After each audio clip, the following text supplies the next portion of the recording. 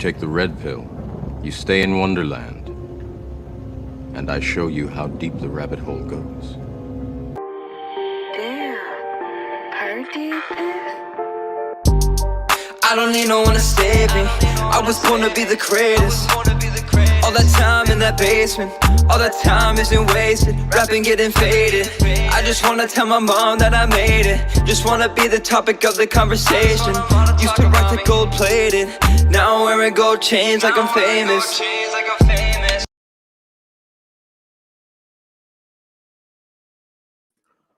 What's going on, everybody? Happy Thursday. Definitely am glad to see everyone that is tuned in. Definitely got my guest, Life in Haiti with Marie on. So definitely appreciate her being here today. But before we do get started, so in the news, there's been two major things that has happened this past week. One domestic in the United States with the shooting in Nashville, Tennessee. Uh, Seems to be quite a few things going on in the state of Tennessee, actually, as of late.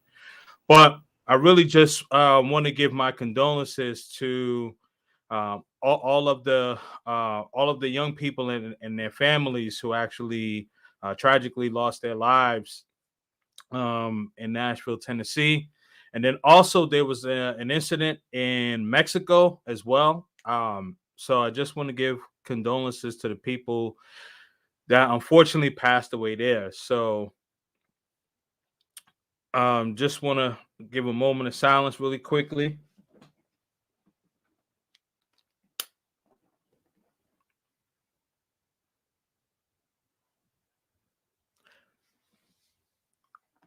All right, so now we can definitely get started. Got my guest Marie on. So definitely want to thank Marie for joining us today. This is going to be a great conversation. I've been rocking out with Marie for a little bit, so Marie, if you're all good, you could unmute yourself whenever you're ready. I'm good. My dogs. Oh, How's it going? It's all good. Now I see like the videos. Well, I think that you got like 3 or 4, right? 4. 4. Wow. Yes. Oh man. Yeah, no, they're all beautiful. And what kind of dogs are they? Because they all look like they're like pits, right? American Terriers. Yeah. Okay. All right. Mm-hmm. Nice. I mean, you have to have a level of protection in Haiti. I really don't like violence. Yeah. So I figure the best way and the easiest way is to have dogs, and they do a very good job at their job. Understood. All right. So now let's get into the conversation. You all see the title, see the thumbnail. Shout out to the people that are watching me from Marie's channel. Excuse me.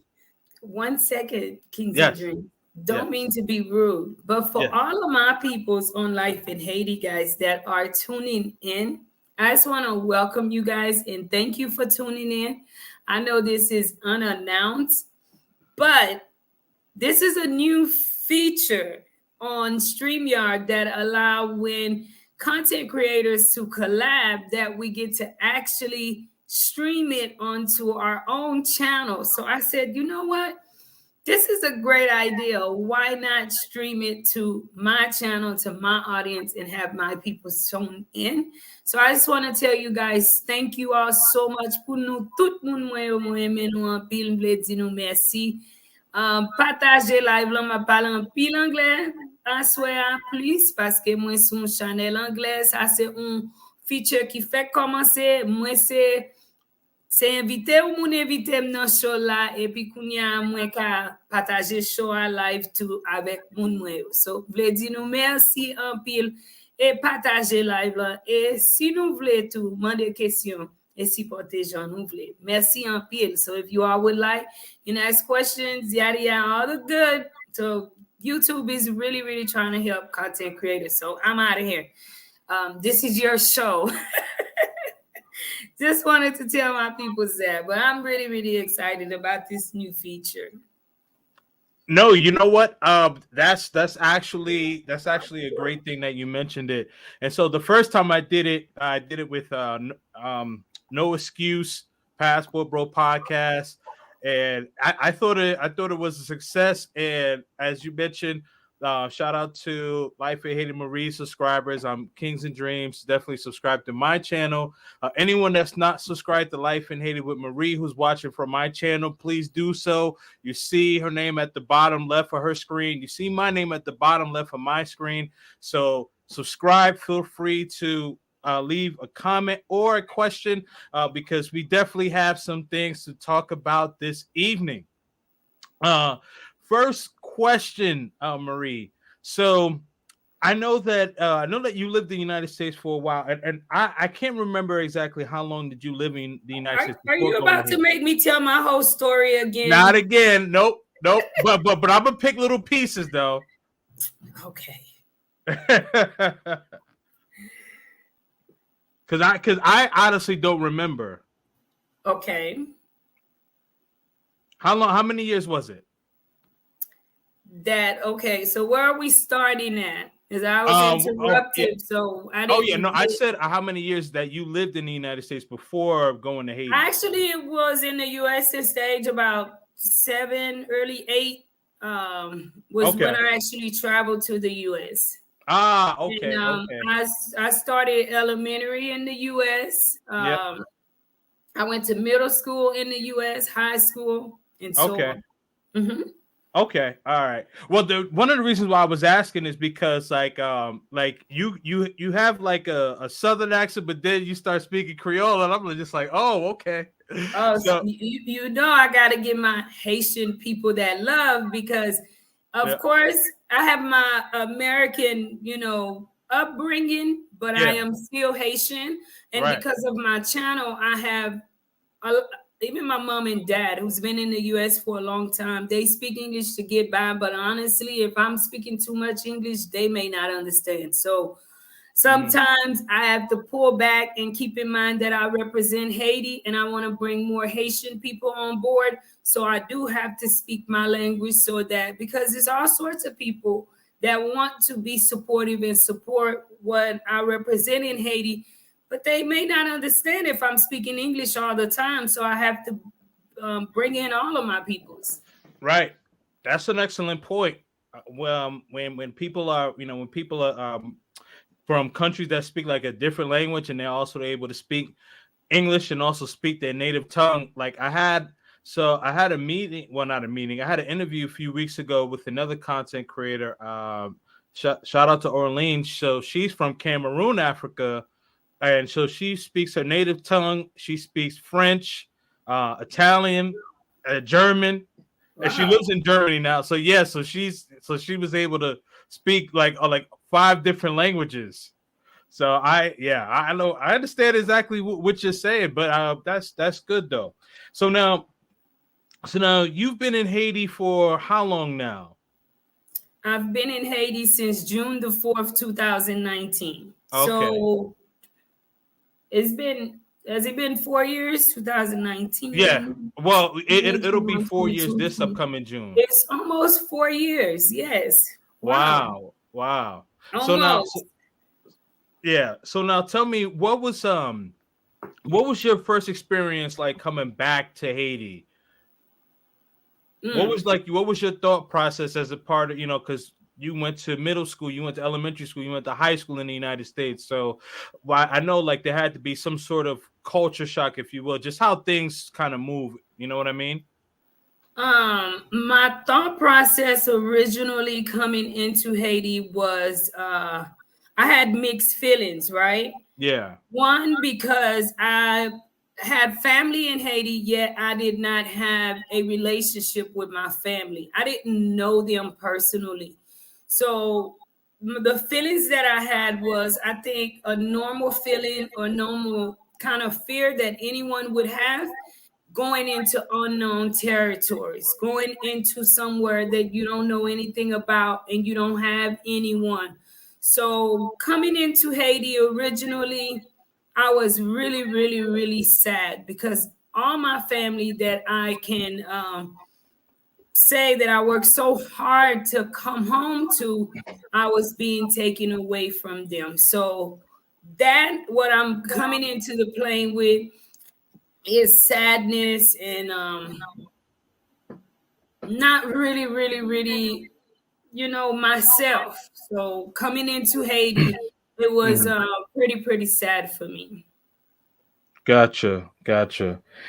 And so what was your plan when you first got there? I know probably at first you may not have had a plan, a full concrete plan, but when did you start to get a semblance of a plan of what it is that you wanted to do and what you're currently doing and what you're going to be doing in the future? Wow. Um, well, originally when I made it to Haiti, like I say, I was sad about the whole situation. Right. But days until like picking my head up and like I normally do is have these self motivational talks with myself. Mm-hmm. I kind of knew that whatever I did was going to be working with the people. I don't know, but get me off the screen. Oh well, no. When you're saying I'm a something, guest here. I when you want to see saying you something too. I prophetic, want to be reminded. when you saying something prophetic, that's what I do. I Yes, make people yes. big. I'm like, today I'm a guest here. I'm like, I need to be able. I hear somebody talking, but yeah, time to Yeah. time No, put me go ahead. on. But I'll be like, okay, because anyways, Yep. anyway, So you were saying that you knew that you wanted to work with the people and then go from there. I always knew as soon as I spent my first 24 to 72 hours very, very sad, right? Yeah. And since I'm back again with this on my live with everybody, guys, please share it. And especially for some of my new people that don't know my story, my first 24 to 72 hours in Haiti was very, very sad. Um, it was difficult for me to even, I remember I didn't eat. I slept a lot. I did sleep. Outside from the heat, I'll say mosquitoes and stuff bothering me, I would sleep and really Hmm. delusional to where I was physically. At least I didn't want to accept that I was in Haiti. About 2.5 days into being in Haiti, I think when reality set in for me was when I needed to use the restroom. And since you asking, that whole time I never used the restroom. Hmm.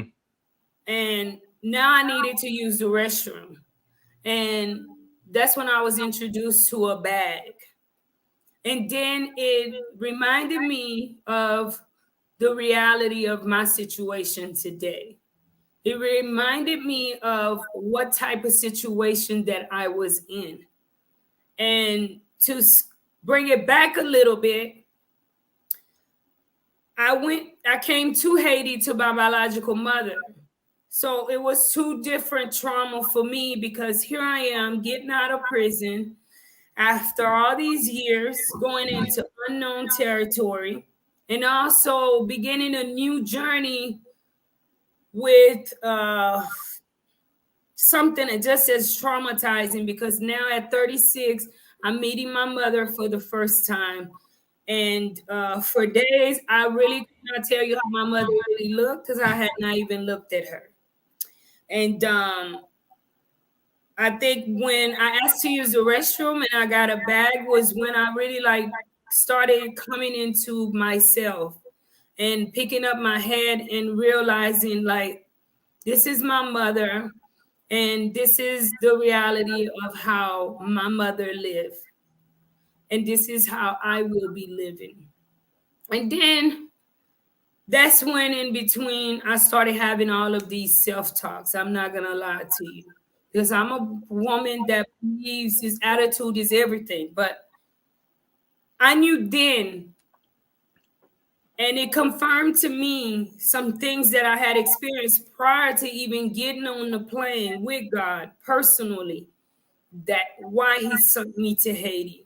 And I knew my mission was to work for people and to be a voice for many people like my mother, because I didn't know that my mother lived in such poverty herself. Wow. Gotcha. Now you said that like you self motivated yourself. Now like has that something like you've always had your whole life, or was that something as you've gotten older, mature, like that's just something that you just had to kind of give yourself? Because usually there's some people, they're not able to self motivate, and they have to be spoken to by other people to actually motivate themselves. Now, I get it. I guess it was a bit of a culture shock for you coming into that situation, and then you had also, the situation with your biological mother, so you had that on top of that. But after a couple of days, you were able to talk yourself out of it, and and accept this is your reality, and you can't just wallow in misery. So I guess that's a long-winded statement, but my question is, have you always been able to self-motivate yourself? My personality have always been like that. Okay. I've always been a little tough cookie. I've always been a tough soldier. Mhm. And I would always say you could put me in a desert and I'll find water, Mm. because I believe that attitude is everything. And I really learned that more about myself during my incarceration. Because remind you, coming out of a Haitian household, it was my first time in trouble, and never imagined that I would get so many years behind bars. Right. There, all I had was memories of my family in the back of my mind, but I had no one that I could relate to like my peers.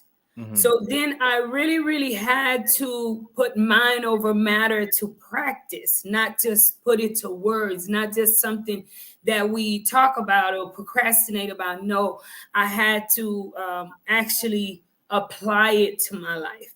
And because life in prison is difficult, it's a different culture. The girls were mean, they were tough. And I had to adjust, but all the while not lose myself, because this was something that I'm passing through. And only thing I've always asked God to do for me in the midst of it was, I remember asking him August 2008, no, 2009. This was my first time being able to talk to my mother. So, like, I remember this day. I asked God, do not send me out the same woman that came in. So, Mm. keep me in here 15 years, if that's what it took to remove whatever brought me in here.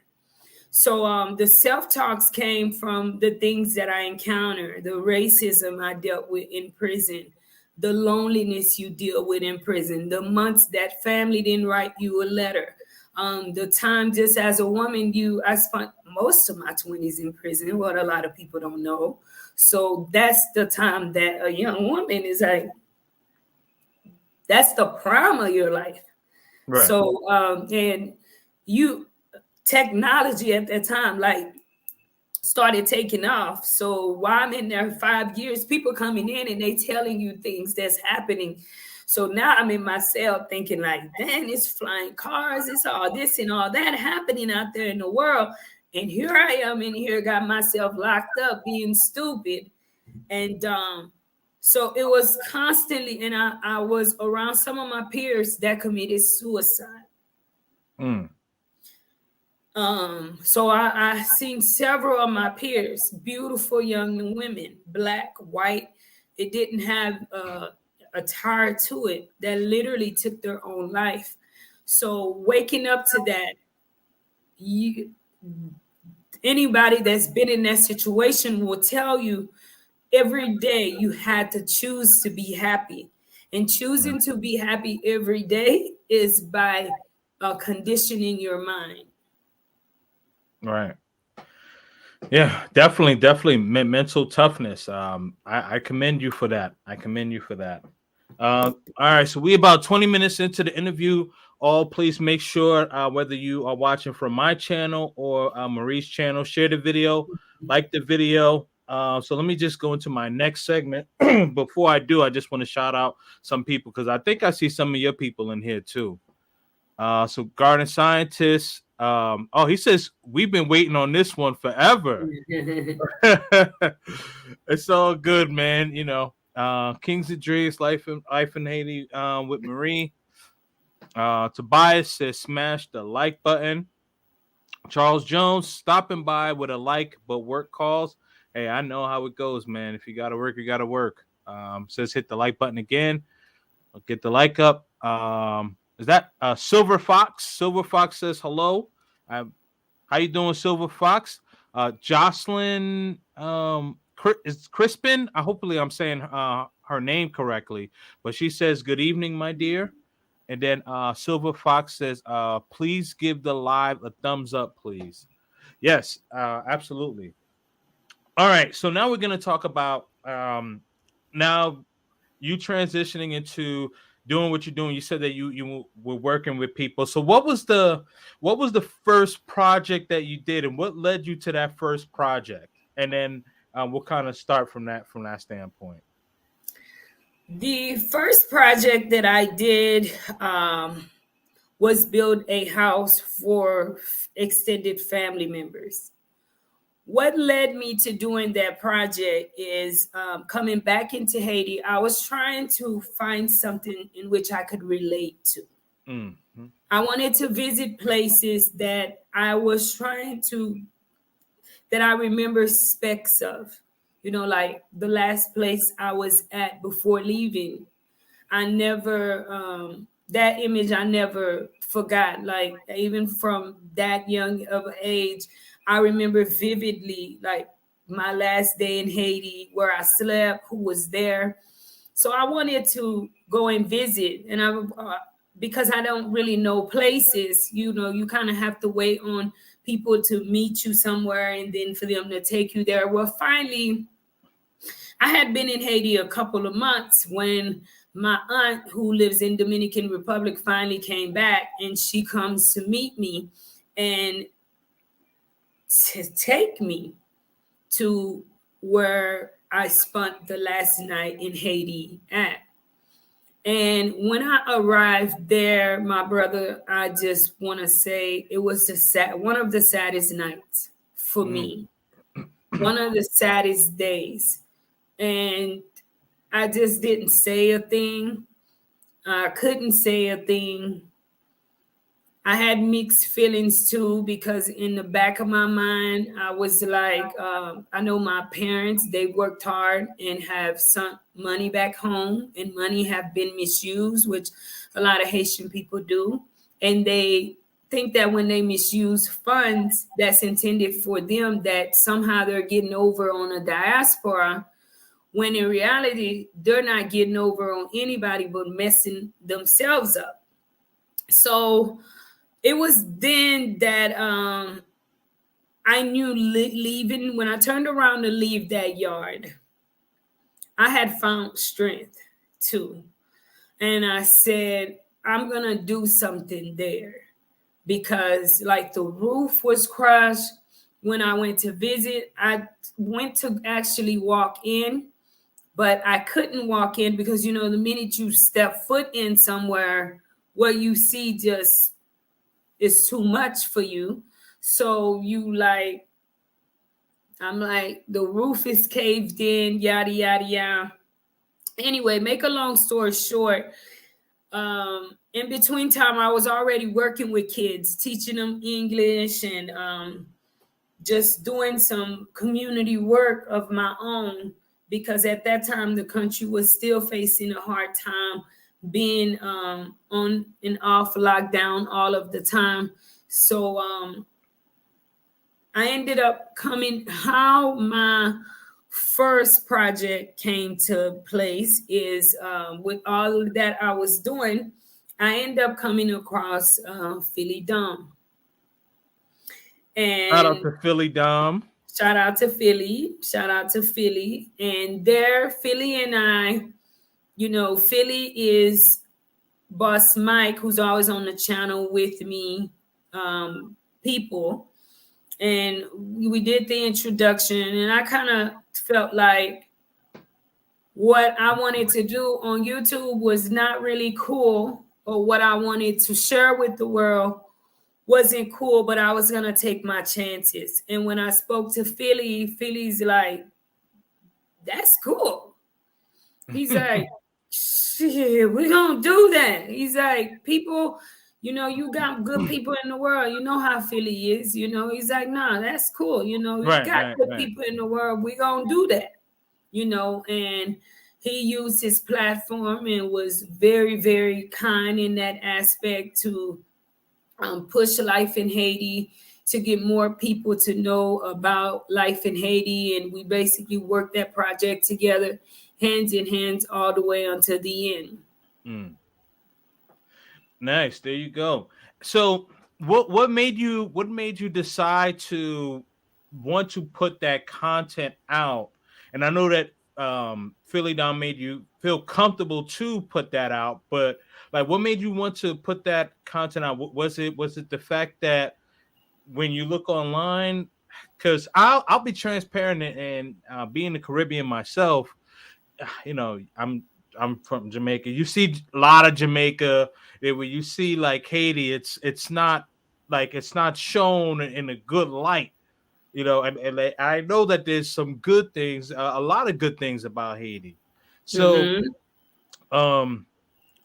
but yeah, so going back to my question, what made you just decide that, okay, these are the things that I'm going to be putting out about Haiti? Decide that, teaching kids English, deciding that you're going to build a house for you're going to build a house for extended families. Like, what made you decide to put that content out? Well, number one, I put it out because that's a part of me. Right. And I knew that that is what I want to do. Yeah. I tell my audience all the time, long before YouTube, I spent my time doing what I do. Mm-hmm. What I do, I don't think is really 5% of what my people see in front of the screen. So it's really something that you are dedicated to. So I had to do that because eventually, I always say, you meet somebody, give them 6 months, you're going to find out who they really are, because if they faking it, they're going to fall into themselves. Mm-hmm. The real going to come out eventually. So right. If I came on YouTube, like some people even had the idea, you could wear some skimpy stuff, Marie, and get more. I'm like, but that ain't me. Right. You know what I'm saying? Like, I'm not about to do that for nobody. And I don't want you calling me on that note, so I'm not going to even get it started. So I knew I wanted to be myself, because I can keep consistency with being myself. I wasn't going to be moody within myself. Right. But if I'm giving you something on YouTube that isn't me, you're going to eventually see the discomfort. It's going to eventually be a problem, and I'm going to eventually get tired of it. So what I do is, it's not even about views. I can have 10 people and I'm happy, because as long as they rock with me, they solid with me, and we are on one accord, and that accord is to push a change. That's our narrative. That's what keeps me motivated, keeps me happy, because we are making a difference. Right. That's why I love what I do. Yeah, absolutely. And I'm happy to see, I'm happy to see channels like yours that are putting your country out there, and you show good, you show bad, but what you show is real. And that is what it is. So I definitely appreciate you for that. The Italian Stallion says, wow, you have a sexy EWE girl on the show. I don't know what EWE means. Yeah. Shout out to Italian Stallion though. Oh man. Okay, so the first project was building a house for extended family members. Okay. All right. So now, what would you say is your biggest project? And then after that, what is your most proudest project? Whoa. You gonna have me show favoritism here. All right. I'm going to teach look suicide. Hey, Jason. Wow.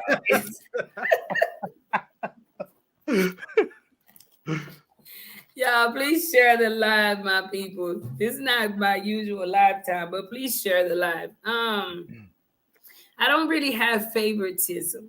Okay, fair enough. But I'm gonna tell you one project that is very memorable. Okay. Because of the hassle to complete that project. And that was the Lost Village project. And I'm not sure if a lot of my peoples remember, but it was a call that I received about a young lady that was born with where her little behind was shut and she could not poop, use the restroom. Okay. An organization had sponsored her for the surgery, and she was left with she had a colostomy bag to begin with. She ended up being sponsored for the surgery, and now she needed aftercare. When I received the call, I'm thinking I'm going there to visit and meet a sick child, I met a sick child, but most of all, what I met was the condition that child lived in. One of the most impactful projects by far. That child with her mother, about 3 siblings, so I think it was about 4 or 5 of them, literally lived under 4 sheets. And under those sheets, it was covered with bags. And it was rainy season. And up in the mountain in Haiti, it's like 24/7 rainy season because there's always that wet dew, especially when it's a makeshift house like that. And the floor is literally the floor. But what was profound about this project, for my peoples that are familiar, is the location of this project. Literally, my team and I at that time, we drove all the way in a rocky mountain. It took about 30-minute drive. And the missionary had already prepared me for this. Like, Marie, I'm not sure if you could do this. I'm like, baby, I got boots. Where we going? So, like I said, bringing out the tough one side, not knowing what I was facing. But once we parked that car, we ended up having to walk up the mountain 45 minutes, literally off road. Oh, wow. To get to that child's house. And I want to tell you, it is by far one of the most impacting projects that Life in Haiti have done. Wow. And was really, that project there left a mark. And it will never be forgotten. Right. One of the other projects we've done that touches me is our recent earthquake on the south of Haiti. Having the opportunity to go out there and bless a lot of people who had just instantly lost everything. Some other people's in the hospitals who were injured, going there. So we've done Life in Haiti, really, Kings, we've done so much that I don't remember because I am designed to not remember. Because it's not me that do it for you. It's God that puts me in your path to get it done for you. And I tell all my peoples that. So I don't we've done so much. Even sometimes my team, they when we sitting up relaxed, they're like, "You've take," the joke is like, "Do you know like where all we've been messing with you?" You know what I'm saying? Like Right, right, we've right. Yeah. been to, we've been all over Haiti. Right, I mean, right, in the right. woods, we've been places. No, that's yeah, that's definitely a memorable project right there. I mean, 45 minutes, about an hour just to get to her house, and this young woman and her family was sleeping on an actual floor, middle of the mountains, and rainy season. I'm just thinking about the humidity. Oof, like yeah, No, it I was know it was a I know horrible the conditions situation were. there. I'm sorry, say that again. No, I was saying it was a really, really horrible situation up there. Yeah. And I want to say this too, Mm-hmm. because, and I've shared that with some of my peoples, because the reality is Haiti can be scary. So that project is one of my most memorable projects for several reasons. Mm-hmm. I'm gonna tell you there, I'm gonna give a testimony there, just how good God was with covering me, right? In life in Haiti, my team, because these guys they rock with me. So when I say go, we're going. There, while we're up there, Mm-hmm. please share the live too, guys. Share the live. And if you've yet to give the live a like, please give it a like. Yes, So absolutely, absolutely. Share this video, like this video, man. This we haven't mhm, finished, but this is definitely one of my favorite lives already. Like this is yeah. yeah. So I'm gonna tell you Mm-hmm. their dreams. They were setting up camps to invade the area, gang members. Mm-hmm. But God is so good that He protected me in the middle of them. Mm-hmm. And not only that, they got to know me. And I always ask God to make me a better person. And them getting to know me, I'm guessing that's what saved me, because they never said or did a thing to me. And all that they did was assist. But the Wow. night that we gave the keys to the family, that same night that area was invaded. Wow. So the whole time we were up there, we could have easily lost our lives. And this is one of the most dangerous areas in Haiti as we speak. Right. So every day I remember going up there, and there was some guys that, lied. They even stole from us, and they were picking in every way to make it a dispute. And I remember at that time knowing that I was way up there up the mountain. Like that's why I named it the Lost Village Project, because Mm-hmm. I was literally lost in Haiti where I was. I this guy initiated an argument. And I told him, I said, you know what? Let me tell you something. Like life in Haiti, money is blessed. So I was holding my team down, like, hold up. L'argent, life in Haiti, c'est l'argent qui bénit. Life in Haiti, money is money that's blessed. So if you want to do the wrong thing, then that's on you. You hear me? Because me personally, I come here to do what we need to do to help a family. If you want to steal, yada yada, and then another guy, he stands up and he start being really kind. This is just how weird this is, right? And he helps me. He asks me, what is it that I needed? Yada yada yada. Let's get the work done. Stood right by me.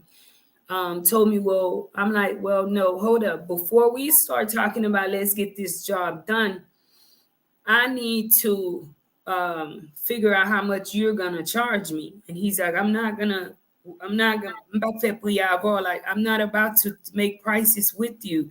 Mm-hmm. Like just look out for me. Anyways, make a long story short, that guy took up all the material for me, and he was really, really kind, and I paid him. Afterwards, like I said, the night there was some people, and I remember him asking me questions too, like, these people messing with you, and I would be like, well, that guy's whatever, not trying to keep my team safe and lead. Right, exactly. About like I say, I hand the keys around 3:30, and then the area is invaded. It's so much going on, okay? But months later, my cousin comes in with the article, and he's like, Cruz, come see. And I'm like, what? And he pulls out his phone and he's like, remember your guy? And I'm like, who? And I'm looking and he's like, such and such. And when I look, and he was one of the most brutal crime bosses in Haiti that worked side by side with me to help me complete a project. And I never knew it. Who is Wow. now incarcerated in Haiti. Wow. So you just really never know working in improvised areas. So it's kind of like a lot of missionaries, they stopped coming into Haiti because of the situation, because places which is in need of assistance, a lot of the times it's not just in Haiti, it's in the hood in the States, in the hood will go on out there, you know what I mean? Absolutely. So Absolutely. people try to make it a Haiti thing. I think Haiti is because it's out of control and no security, but it's everywhere. Oh, absolutely. Absolutely. I, Hmm. I mean, when people, well, like, who people who talk about the people who travel and they say, "Oh, this place is dangerous, that place is dangerous," and it's like, I lived in Brooklyn. I'm like, I could go to Brownsville and see some Right? wild stuff. I'm sure people from LA could say you could go to Compton, or Hmm. people in the Bay Area. You could go to Oakland, San Francisco. We could go on and on and on, right? But Hmm. I understand exactly what you're saying. I mean, there's dangerous places everywhere, no matter where you go. Now, we did talk about some of the dangerous places, but I actually there's a video that you actually sent to me, and I actually want to play this video where it says the part of Haiti that you don't see. Do you mind if I play it for a little bit? You can. All right, so we go play it for a little bit, and we're gonna do some kind of commentary. So you're gonna do commentary on yourself. You ready for that? No, I'm not. It's all right. You just reacted to your old video. You just reacted to your old video. It's okay. No worries. Hold on. Just let me know when you can see my screen. Uh, Actually, before we do, I gotta address the chat. I do see there's a super chat that was sent. Um, oh, movie star Mike provides great supports in the projects in Haiti. I guess he's talking. I guess he's talking about one of your people there. Backpack Grizzly says Kings was good, fam. We checking in. Italian Stallion says there's a YouTube think war going on between two big YouTubers, I guess. I'm not sure what's going on.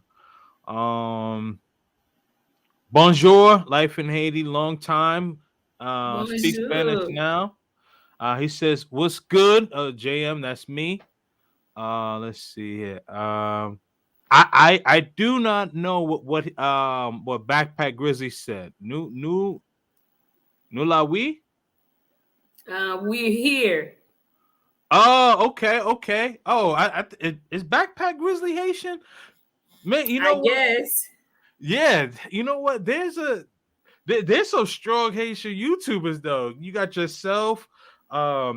we mentioned Philly Dom, Chapapa TV. Let's just say Backpack Grizzly.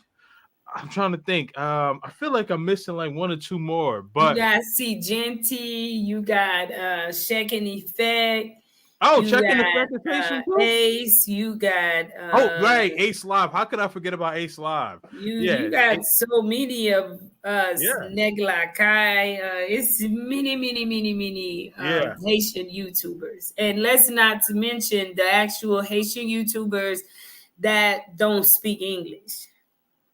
Oh, okay. You have a lot of big YouTubers that are Haitian YouTubers that their content is not in English. Ah, I see. I see. Mm-hmm. Okay. Yeah. Well, see, I'm not gonna be able to understand. So no disrespect to them, but like I would need like translation to understand. So Mm-hmm. but yeah, no, you absolutely right about that. Let's see. Jeffrey Jackson. Hey Marie, I'm a big fan of yours because I remember your first video.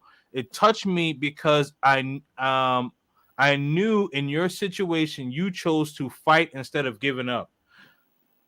Yep, absolutely. Absolutely. All right. So we are gonna share this. All right. Let me know when you can see it. I could see it. All right. So we're just gonna play some of it.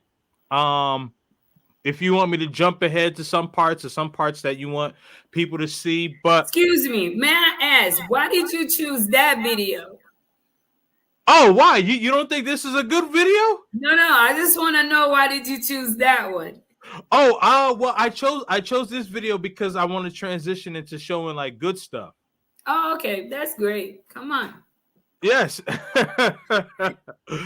Yes, absolutely. All right.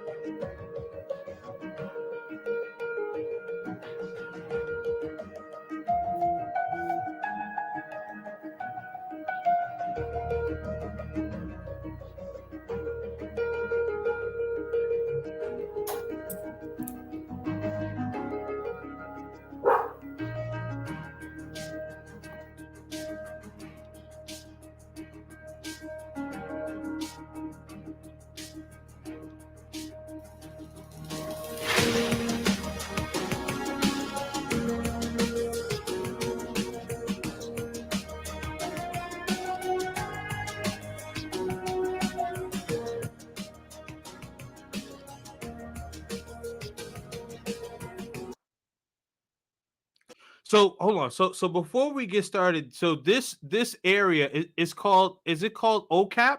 Did I say that right? Yes, this is the north side of Haiti. Okay. All right. Mm-hmm. All right. So what how far like what how far does it take for you to get there? Like for someone that's going to Haiti for the first time? For someone that's going to Haiti for the first time, you are actually able to fly directly into the north. You Okay. just have to make arrangements where I think well, yeah, you can fly directly into the north. You don't even have to make a short stop to Port-au-Prince. So I'm not sure the length of time. It would determine based on where you are coming from. Okay. Maybe if it's from Florida, it might be the usual 2 hours. From New York, it's I got based on you. where you coming from.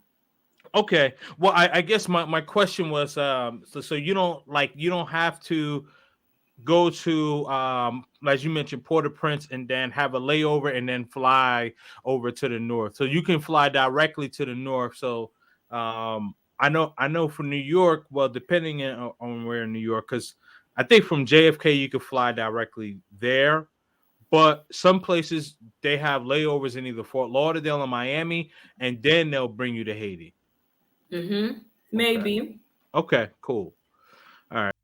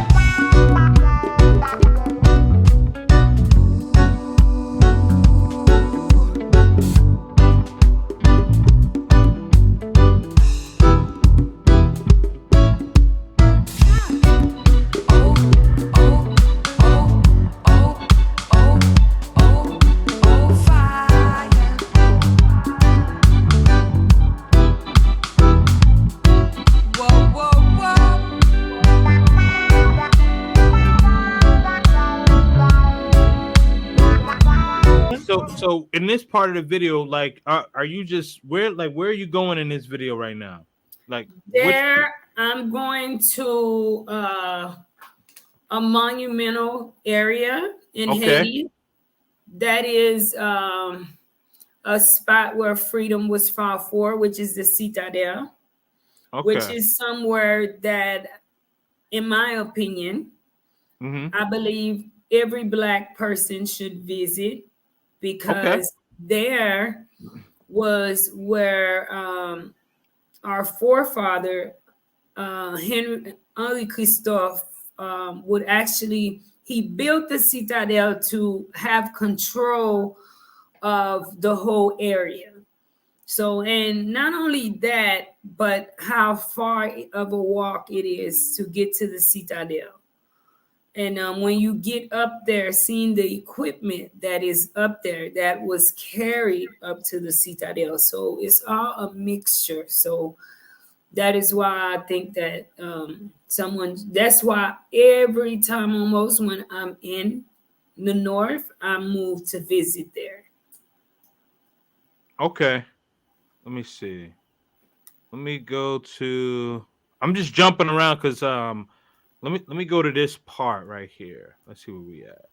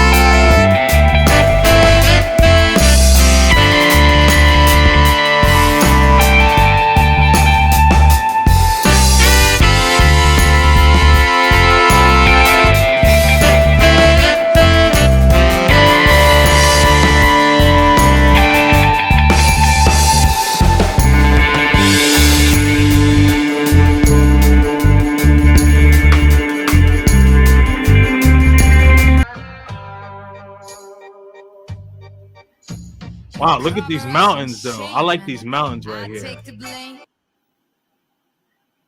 Haiti is Um, beautiful. yes, it is. Yeah, it is. It is. I'm see these. So this is like, man. So this is a video I hope gets like, one of those 500, 600K views or something like that because this is a good video. I'm gonna tell you something, and I hear a lot of stories on YouTube. As Mm-hmm. I say, I'd rather have solid people with me Mm-hmm. than a whole bunch of people that, you know, when you're doing positive things in life, period, Yeah. please know that is a slow grind. Oh, absolutely. No, that's very true. That's very true. When certain things aren't involved, that's like my channel is drama free. Yep. I try to stay away from drama. I don't Absolutely. like drama as a woman. Even in my personal life, I don't do drama. I don't Yeah. put up Yeah. with it. I'm And I, it, yeah, mhm. I'm the same way. I'm the same way. I don't really incite. I don't incite drama. I don't look for drama. I don't want to be a part of drama. I just think that it's just not conducive. Mhm. It's not. It's Mhm. not. It's not conducive. And now there's some things I talk about that may be a little bit controversial, but I try to always make sure I bring dialogue, healthy dialogue intact. And I think No, that's good. But when people just start going off the rails, and no, that's something I can't be a part of. because you do have people that is willing to do anything for the views. Don't get me Mhm. wrong, as a YouTuber, we're all working for the views.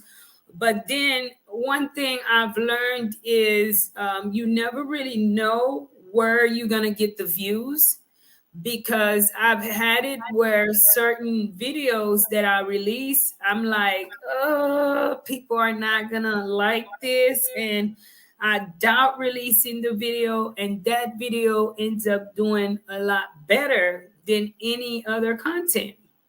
Mm. So you just really never know Mhm. what will hit or miss. The only thing is with YouTube that I remind myself is to never be too hard on myself. Yep. Be consistent, build it, and they will come. Not Very everybody true. is going to, at first I had very sensitive skin, Mhm. figuring if you cannot please everyone. I That's learned true. that quickly, especially with the work that I do, that I'm not going to, and I'm not there to please everybody, because then that means I lose focus of, the objective. And once you have an objective, you have to be fixed on it. You can't allow people to just pull you every which way. You just keep doing the right thing. Keep doing what you believe in, and that's all you need to worry about. And I know that when you are doing things that are positive, it's gonna be a slow grind, but know Yep. that you're gonna get there. Continue, just continue. Absolutely. Hmm. Absolutely. I wholeheartedly believe that. All right, so let's see where you at. Okay, so you still on the bike. I want to. Oh, you on the horse? Hold on. Okay, now with this, now with the horse ride. Forward it, yeah, to the horse ride right there. Okay, yeah. Now like when people go to this part of Haiti, do they have to know Creole or some sort of French, or like do they have like a tour guide or something like that? We have a few big YouTubers that have been there. Mm-hmm. And one of the things that amazed me is how, you know, the guys make it their business to learn English. So most of the tour guys, they may not speak clear, liquidated English like you and I are speaking, but Right. they speak English to where you can communicate and understand them. So they are all self-taught from over the years of dealing with us, interacting with people that speak English, coming in and out. Because you have all sorts of different cultures visiting the Citadel, Right. different hues that visit the Citadel. So if you're there, you speak English or Spanish, you definitely can find someone to accompany you. Now, I'm going to say visiting the Citadel, if your people choose to Mm-hmm. be very, very careful, because there is some of the guys there that will misuse and take advantage. So please be very careful and protect yourself. So be accompanied by somebody. Right. Okay. Mhm. Gotcha.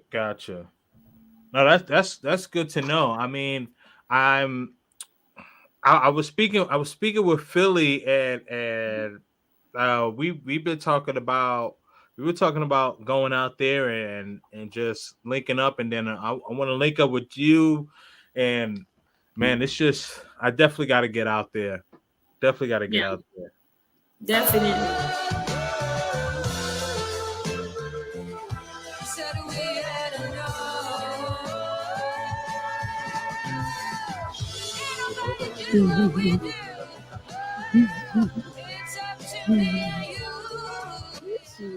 Mhm.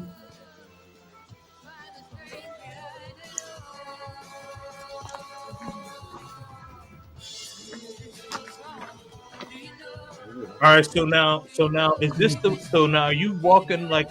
So is everybody walking up this place, or where's everybody going now? We're walking in the Citadel right there. Oh, okay, okay. So you're walking inside the Citadel. Now, Mhm. how long on a horse did you have to be on to get to this part? Well, I have to be honest. I was really fronting on that horse, okay? I you know how we Photoshop it.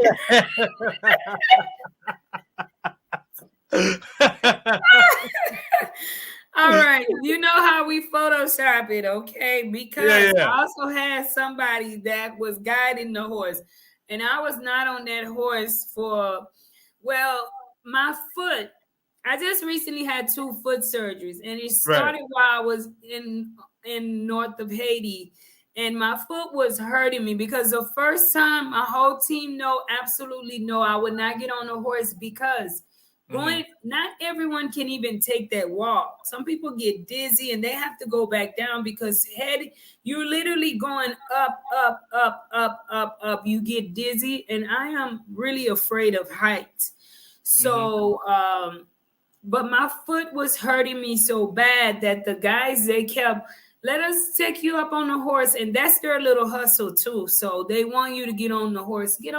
And finally the rest of the team is like, come on, let's just get on the horse, Marie. And I'm like, so they all, you missed the part where everybody like packed me up there. And Oh, anyways, I was on the horse for about 10 minutes. okay. So, but I also had someone guiding the horse. I wasn't just galloping up there to a ranch in Yeah. Texas all by myself. No, because as you could see, you looking down like steep hills. So I don't know, this horse can miss a step and we end up dead. Oh man. Wow. So you said that so do you know like how high up this is? Because I know like with the higher the elevation, typically what gets people like headaches and stuff like that because the air gets thinner. Wow. Well, let me ask Google. How No high worries. is the citadel in Okap, Haiti? I don't know. That's a good question. Is it 3,000 feet? 3,000 feet high? Uh let me see. Let me try to find that out too. 3,000 feet elevation, built in Oh, 1820. okay. Okay. It seemed like you were asking a question. You're telling me the answer. Yeah, I Oh, okay. asked Google because it was really a good question. Yeah. Because some people not everybody can deal with that because it's like the higher up you go, the fuller you just feel like you might take off.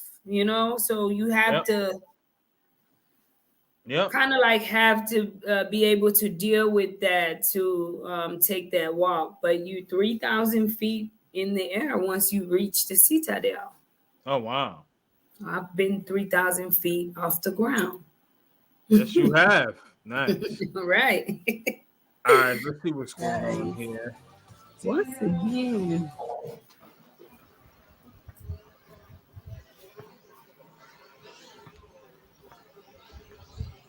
Second trip gets better, right? Yeah.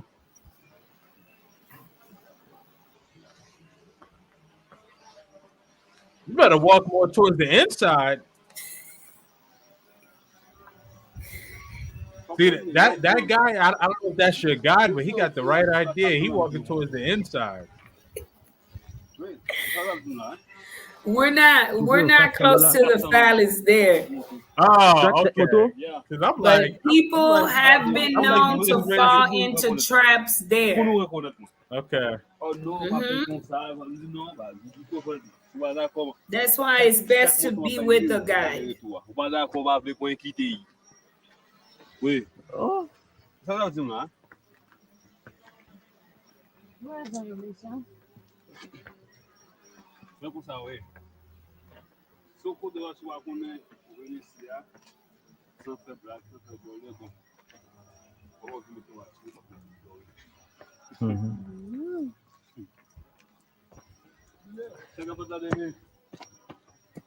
Oh, hold on. Let me get right here. Wow. All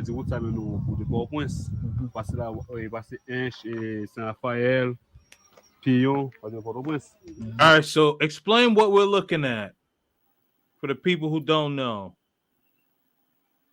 Right there is cannons. Not cannons, but those were used as bullets Oh, back wow. then inside of the cannons. Yes.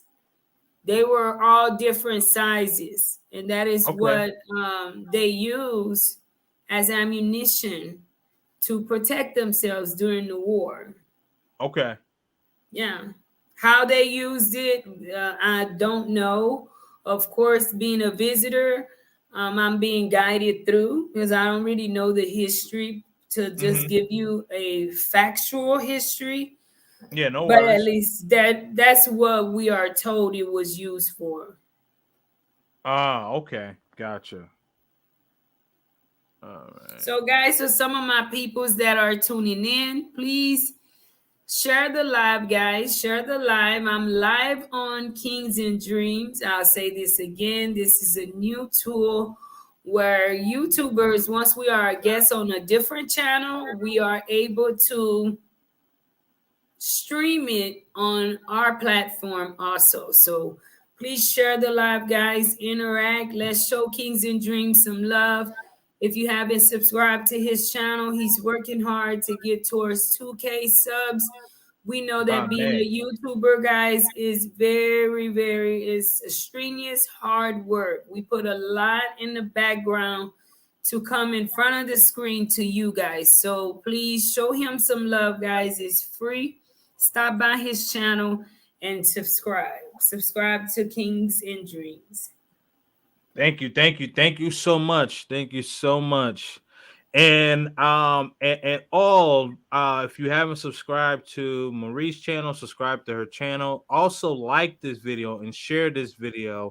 Well, this live stream, but also this video that we are kind of highlighting and recapping. Share this video because this when I saw this one, this actually made me want to go there. Mais il faut savoir pourquoi tu fini, tu inachevé. Ça aussi une sorte de dimension de canon. Il y a trois dimensions de canon. Il y a canon frais, il y a canon bronze, et il y a gros, il y a petit. Quand ça, il y a un fondu dans la palette, c'est celui qui est fabriqué. Mais là, il tiré par la boulette, mais monté, après qu'il descend. Après ça, c'est ça le boulette là. Il y a 10 000 boulettes en dedans et dehors. Okay, I heard bullets, so I understood that one. Après chaque fois, on regarde là, tout chaque pièce de canon a des dimensions de canon. Après qu'on est à l'époque, avec les sauf pas de ciment pour toute la construction. Okay, so what's this that he's showing?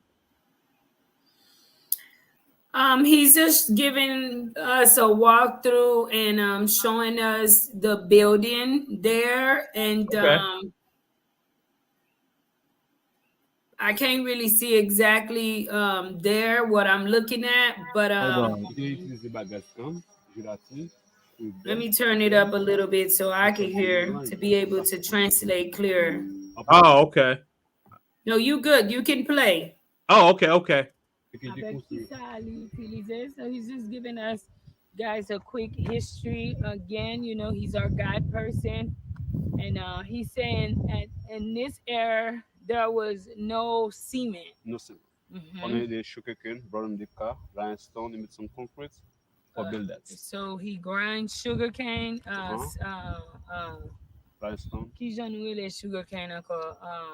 Can. Yeah, ça me doit. Les pèse can. Macan. Macan. Battu ensemble, il fait matière. Après, il consiste 3000 pieds de hauteur, ça donne 1000 mètres d'altitude. Avec tout ça, on regarde tout chafaudage, jusqu'à ranger bois, sur ranger bois, avant de jusqu'à l'air. Avec il consiste sur 4 étages. Le gain. Tout côté où on regarder qui est nouveau, soit qui est ciment, ça c'est nouveau. Vraiment côté qui est normal pour ça.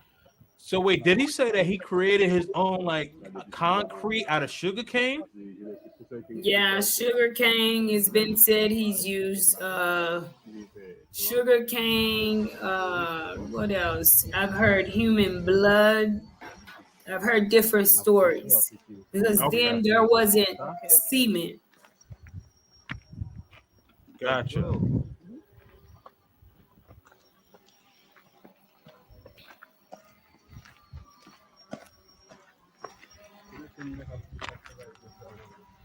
E sou content de a parole de la porte Saint-Jacques, c'est Jacques Maget. Yeah. Now there, if you let that play, Yeah, I am. hold on, let that play a little bit. We'll do a reaction. I'll tell you when to pause it. Okay, cool. Mais, pour mon capital, c'est Jacques Maget, son côté de la porte Saint-Jacques. Si on a important, il y a de plaine du Nord et plaine du Nord. Comment on fait ça? Oui. C'est bon. C'est comme le monde qui convient dans la partie ça là, qui font une sorte de cérémonie, avec les mêmes baleines, jusqu'à présent, on va prendre là, pour un bon divin, pour venir vous dire. Ok. Vous comprenez ça? Alors, dire que ces mêmes gens, il y a un comme ça qui t'a réparti, qui a une difficulté pour partir, il y a la porte Jacques, font demande, il y a une balance dans la veille, si vous partir, à partir, et aussi un bout de bol qui a porté pour lui, il va y avoir un bout de bol de la mariage. Okay. So he says that, the saint basically grants wish that if somebody would like to travel overseas, they come ask the saint, and it's up to the saint if he or she will give it to you. Pause it there. What gets me is some of the extreme religious beliefs that some of our peoples put in their minds in Haiti. Okay. As I continue, I am a believer in God, and in my house, that's what we will serve is the Lord. But Oh yeah. I'm also not judgmental, and I'm not one of those that think that I am God. Right. But you have the certain people that promote these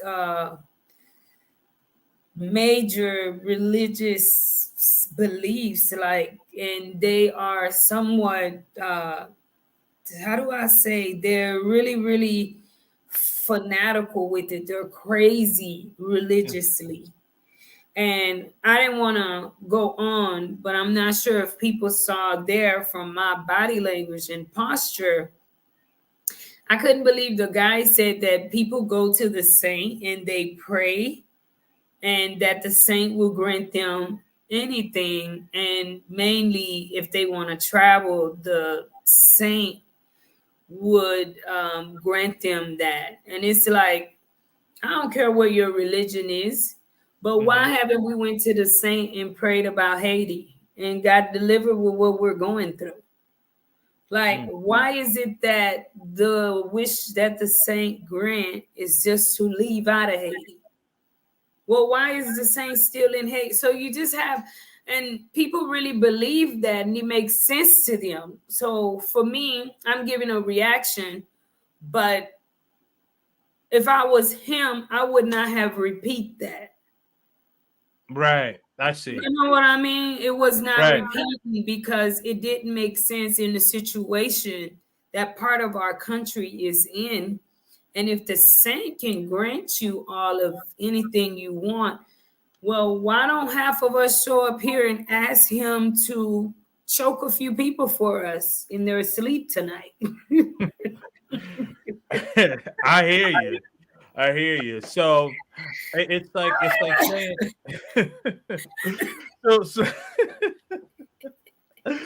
so what you're basically saying is like people will go and ask to leave for Haiti and all of these things, but what about things that can actually help benefit the country? Yeah, it's like we have voodooism is a religion, all of these saints. To me, all of that is a religion. I don't care what you worship. That's not for me. I tell Right, people right, I right. don't get into these type of things because that's not for me. You don't have to prove that to me. It's not. Mhm. I can't take you anywhere, baby. So save all that energy. But what I'm saying is, if this thing can do all of that, why are we just asking to leave the to leave Haiti? Mhm. Why is that the only thing it grants? Right. Why it can't grant protection for the Haitian people also? I see. No, you're absolutely right with that. You're absolutely right with that. I mean, if you believe in this so much, and why are so many things still happening? You know, Mm, that's just yeah. I get it. I get it. I get it. All right. So let me know when you want me to continue. Oh, you may continue. You All may right, no worries. continue. Ou de qu'on utilise pe pour tout ça All là. right. Ça c'est première, Let's ça c'est see. deuxième non.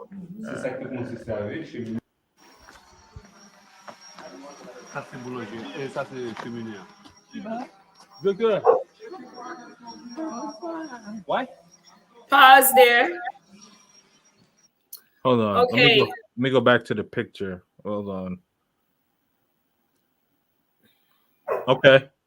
Okay. One of the reasons why I cut off that editing scene, weird guys, because this was not a part of the plan, is because there I ran into a major gospel star. He's a Haitian gospel artist, and Oh. he is there shooting a video.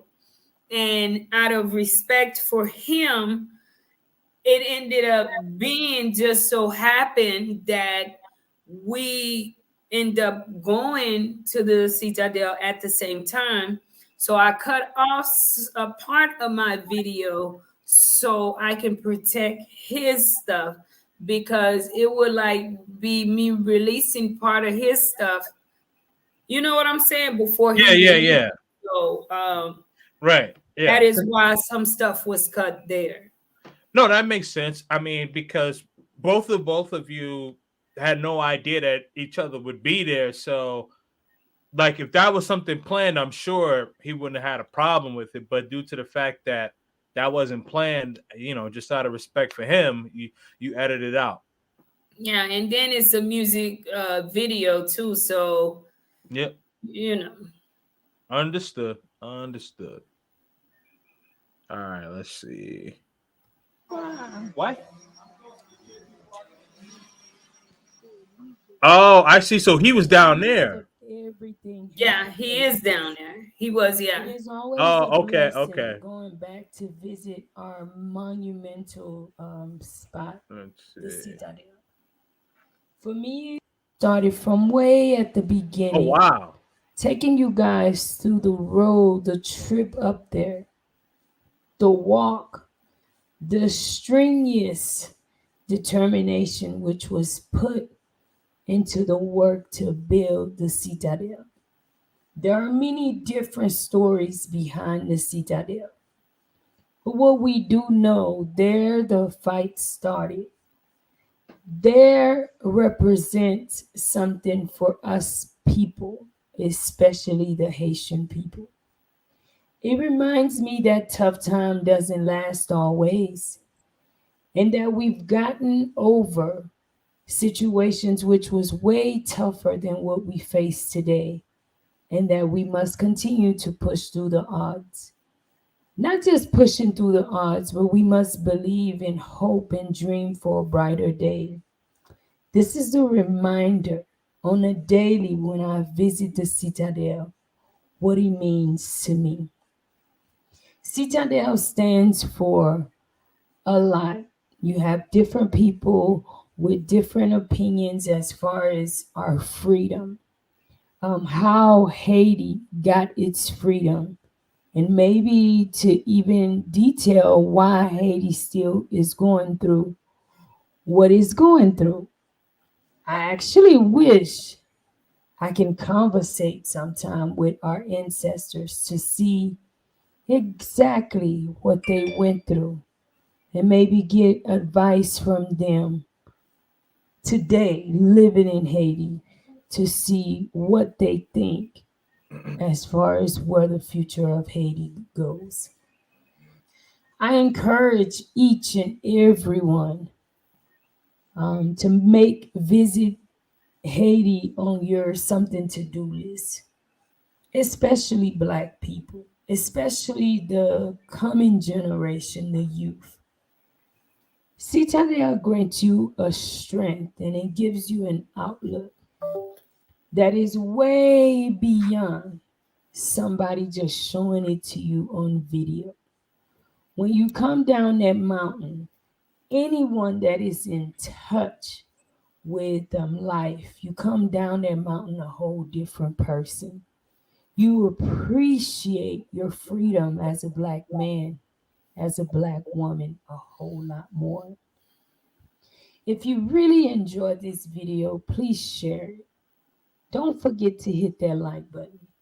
And if you are new here, Oh, sorry, I didn't mean to. please, it is free. Give that support and hit that subscribe button.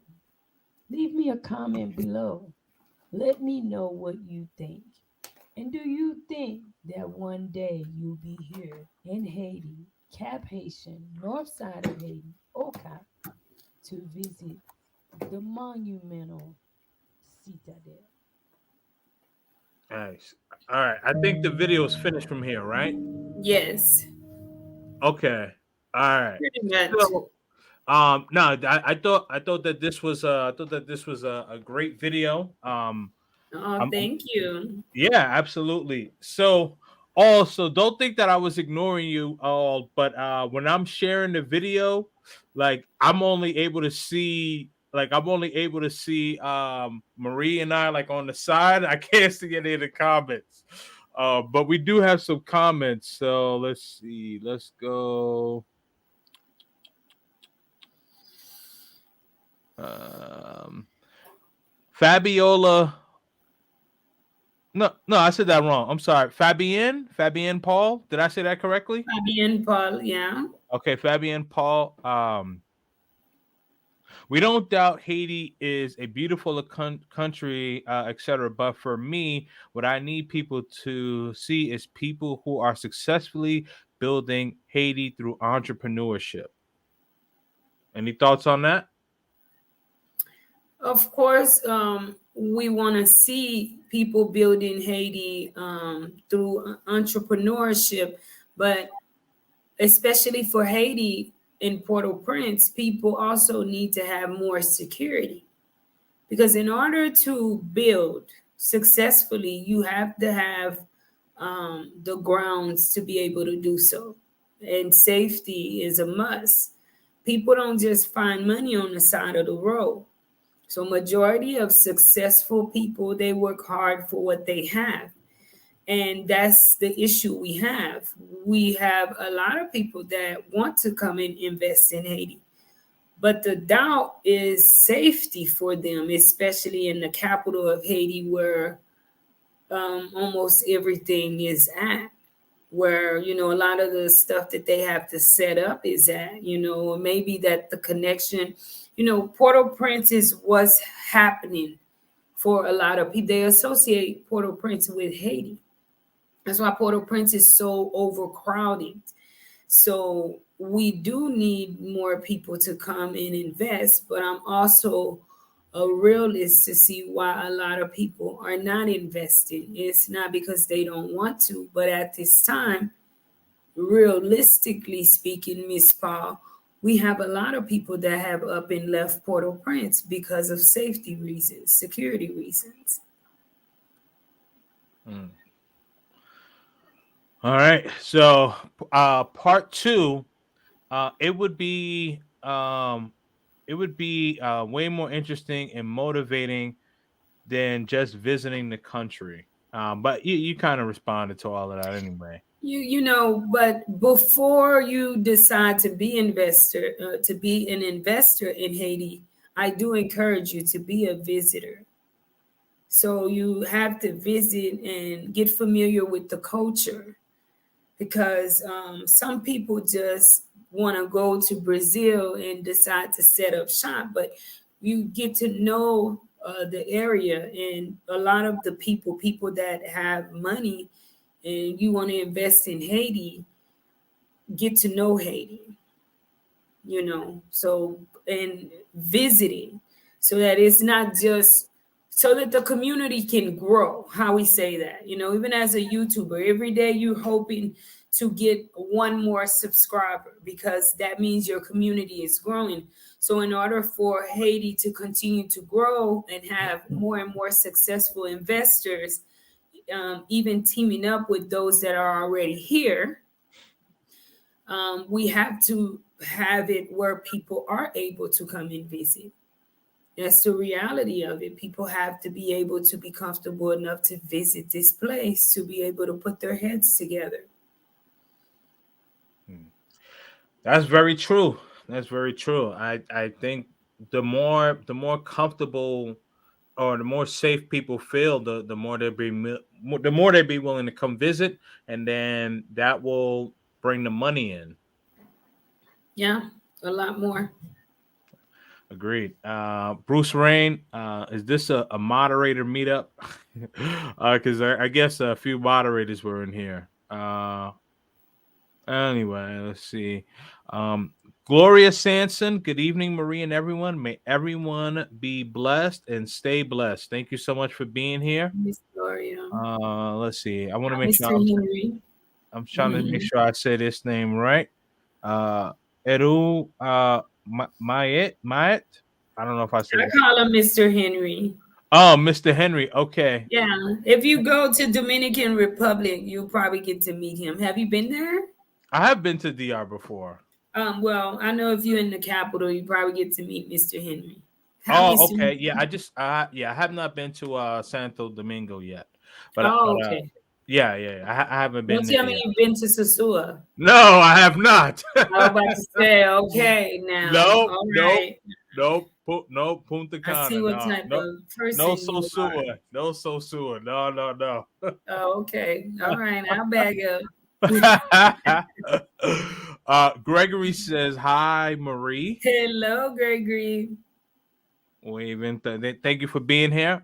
Southern Creole flavor, worshiping engraving images. That's probably speaking on the when we pause how I spoke on what the saint gives and stuff like that. Oh, yeah. Yep. Religion, a lot of people are blinded by religion in our country. Hmm. Religion is another big subject that is overlooked, that not many people speak about in our country. But yeah, religion to me is like, let me tell you, I had it where I had a viewer who came into Haiti and I was hosting them. Hmm. And they were going to this meeting. Well, in the meeting, she met a friend, and the lady also, met me.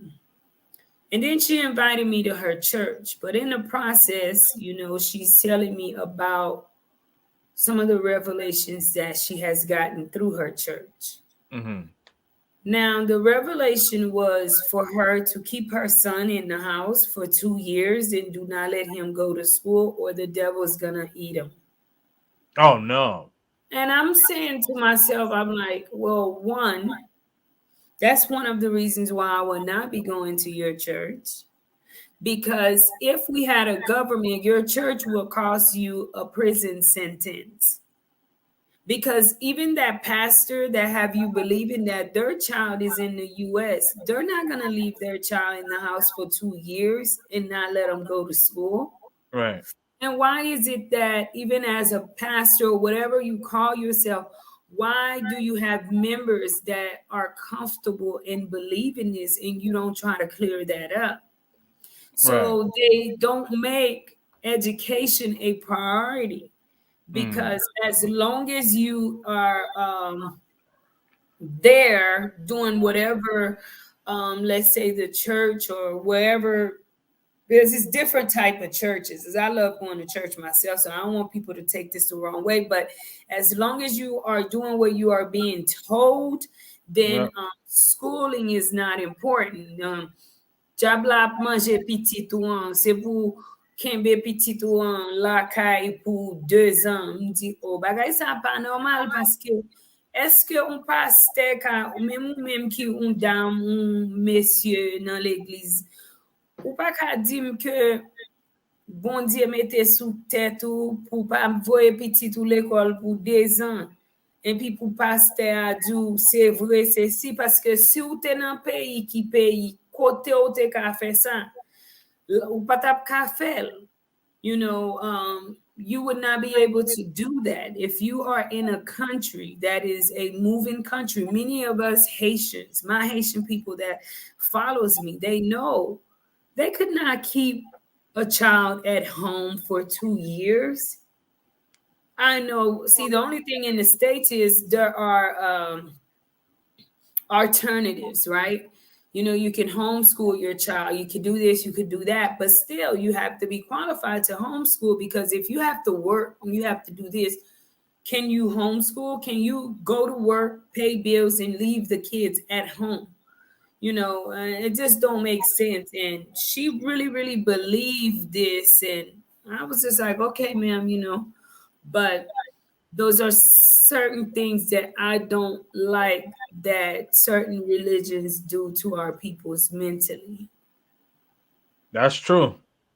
Very, Hmm. very true. Yeah, I think. I mean, not to go too far down the rabbit hole, but I do think that there are some people behind the cloth, and I'll leave it like that. Some people that behind the cloth that are manipulating people, and people are allowing themselves to get manipulated. Speak. All right, Jeffrey Johnson. I'm sorry, Jackson. Sends a $5 super sticker. Thank you for your donation, Jeffrey. Appreciate you for coming on. Let's see. And Gene Ellie says, "Ignorance is blind." Yeah, Hmm. absolutely. Uh, Sag. Hey there, everyone. Hi, Marie. I have to visit Citadel again one day. Wow. Yeah, I'm gonna be going for the first time. Another thing about so is Citadel, so is Cap Haitian a part of Citadel? Is that separate? Is that like so Citadel like a section? I'm just trying to get an understanding Yeah, of. it's okay. It's kind of like the north side of Bronx, right? You Yeah. got, but you got different areas within it. Oh, So I okay. the north side of New York, let's just say, okay, a Yeah. Bronx is a city, not an actual state. So Yeah. I'm not sure is let's say if the Bronx, I don't know, I could be corrected, but I've never been to New York. Okay. But let's just say you are in New York and Bronx is on the north side. Yep. You are up north in New York, and that's Cap Haitian. It is on the north side of Haiti, whereas Port-au-Prince is in the central. You Mm-hmm. got the south, you got the east, the west, and you can really say that Port-au-Prince is the west side of Haiti. Okay. Um, yeah, if you were coming in from Port-au-Prince and commuting from Port-au-Prince to Cap Haitian, that would be about a 6 to 10, no, about 5 to 6 hour commute. Oh wow. Okay. Yeah. Gotcha. Gotcha. Okay, so I get it. So it's more like I would say like New York City because New York City is the actual city. Then you have boroughs in there. So you have so you have Cap Haitian, which would be maybe Brooklyn. Then you have like Ocar, that could be maybe the Bronx or something like that. So I got you. I got Yeah. you. So in the north, Cap Haitian have surrounding little towns surrounding it. Yeah. So Cap Haitian itself, you have the town of Okap, but the Hmm. actual citadel is about let's say 30-40 minutes away from the actual town of Okay. Okap. But Gotcha. being in Cap Haitian, you're literally walking distance from the citadel. You can get on a bike and actually get there in 20 minutes. As a bike, you Mhm. commute faster.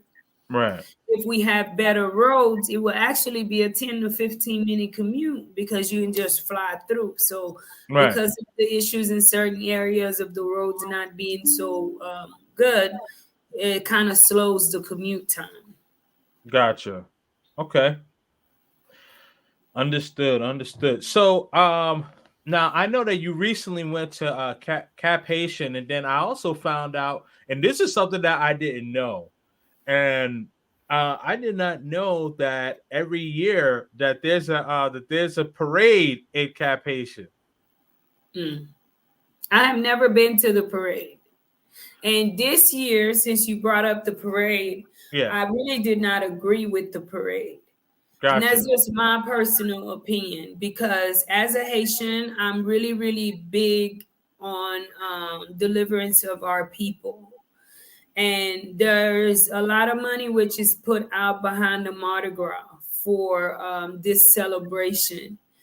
And for anybody that's been watching the things that the Haitian people are going through, I honestly did not feel now was the time, even though we do it more on tradition because it is a thing that we do. It's kind of like Thanksgiving. How does America not celebrate Thanksgiving? But if you had it where it was a daily Mad Max thing going on, I think you should consider, either, hey, we need to fix this to continue with traditions. I just felt like certain traditions needed to be put to the side for the safety of our people.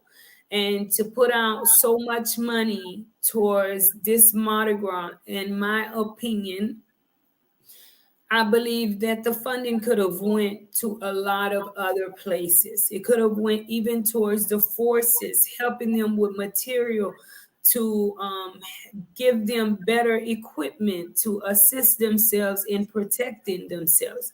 Because a lot of the stuff we talk about, all of the bad, but what about the few good guys that are fighting to keep our country, even with what little we still have, right? Why can't we equip them with equipment so that they are able to get the job done? So to me, I did not attend it anywhere. For Port-au-Prince, it was not the right time to be hanging out when the country literally shuts down at around 5 o'clock.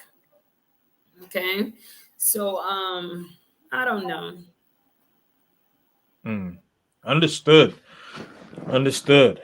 I so with me not being there, I can't really comment too much, but I can understand what you're saying. Where there's a place that needs resources, so why are we doing this big celebration when more resources could be allocated?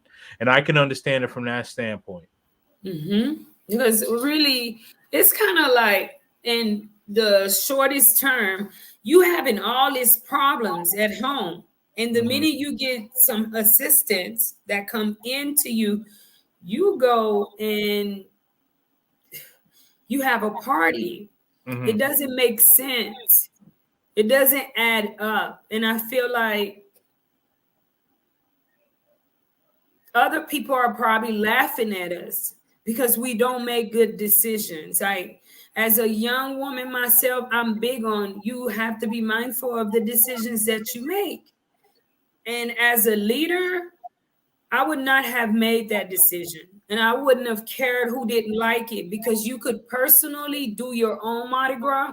But if I had funding which came in and I was in charge of it, I would not have allocated to Mardi Gras. No, that would not have been Understood. a priority for me. Understood. Understood. Yeah, I mean, if I'm in a situation like that, I would do the same thing because and being in a leadership position, and as you know, because I know that you lead people, sometimes your people not gonna like you, but you know what? You got to respect this decision because I'm doing it for the betterment of the group. Yeah, that's true. I mean, just being a leader of something small. I said we're Mm-hmm. small, but we do big things. Mm-hmm. There's a difference. So don't Right. take it the wrong way. We may be small, but we do big things. A lot of the times I make decisions that the rest of my team don't like. But Right. it's not about what, and sometimes I have to make decisions that I don't like because you have to go with what works. Yes, that's true. That's And true. you have to go with what works and be willing to compromise because I may make a Yes. decision and you call me and you say, Marie, I'm watching this and that's not straighten up, pull up.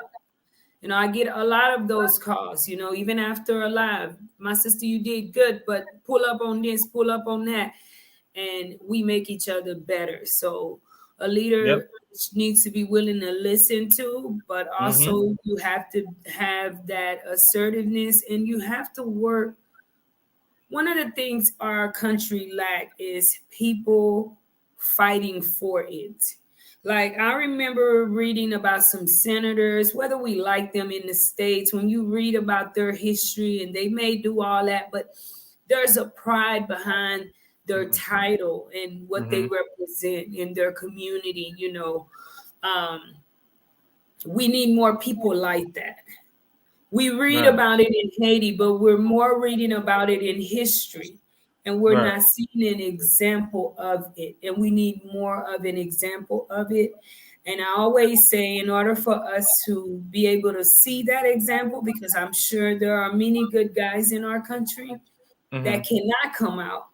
Because as you Right. can see, reality is the good die young in our country. So things have to get better so that we can protect the good guys so that they are able to live in a safe environment to do the job.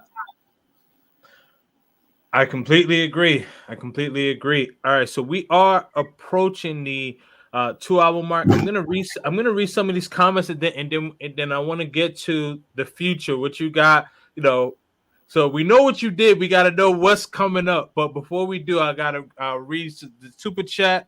So Raphael, I don't want to mess up your last name. So Raphael, thank you for the super chat. He says. Hi, Marie. 50 years of hip hop. Commemoration. Oh yeah, Commemoration. yeah, commemoration. They did not invite Billy D. He is mad as hell. What say you, beautiful? I like to harass my sister. Thank you, Mr. Raphael. Gotta understand my people's here. I understand you. I understand. All right, all right. Thank you. All right. Thank you so much for the support. Um, Okay, so Southern Creole Flavor asks, does Cap Haitian welcome investments for entrepreneurs wishing to create businesses? Well, great question. Because if you checked out my latest upload, which is Village Nunush, I released that video, I want to say Tuesday. I want you to watch it. That guy, Mr. Yuvon, he is looking for investors. He's working on a project there that's taking off slowly but surely. Hmm. But there, he's looking for investors to help him develop that area. And Okay. he has, he's showing everybody what the idea is and have already started. So as far as does Cap Haitian welcome, investments from foreign? Yes, they do. And that is exactly why I did the video and released all his information at the end of the video so that it's not even about me. No, the whole objective, guys, is to promote Haiti. Is to get more people. We're all Haitian YouTubers, right? So you got some people may say, well, I like Kings and Dreams. And uh, if Kings and Dreams is doing something, then I'll do it. If Marie's doing something, you know what I'm saying? And if both of them, and because they deal with Kings and Dreams, and you go to do it too and talk about it, then now people are more open to say, you know what, I'll. look into what's being said or being done or whatever. So the whole thing is to continue to promote Haiti in the most beautiful way and to continue to make a difference in the community as much as we can. So I want to say if you get in contact with Mr. Yvonne directly, then yeah, they do welcome foreign, investors. I believe so. Yeah, that's a great point though, because the more people start to invest, the more people will invest, because they're gonna tell person's gonna tell another person, oh, you know what, we're getting this area developed, this area is about to be developed, so the word is gonna spread. As and it's funny. I'm making a little joke here, but as you mentioned, Sosua, that's how Sosua got popular, because people kept talking about it. All I'm saying is that, yes, I'm being kind of funny, tongue in cheek comment, but the overall premise of what I'm really trying to say on a serious note is that when you spread the word, the more people start to talk about it, more people start to get interested. Definitely, true. Yes. All right. Sag says, if it wasn't for the insecurity, I would never leave Haiti. I want to help build up the country, and there's many who feels the same as me, networking and connecting with like-minded people.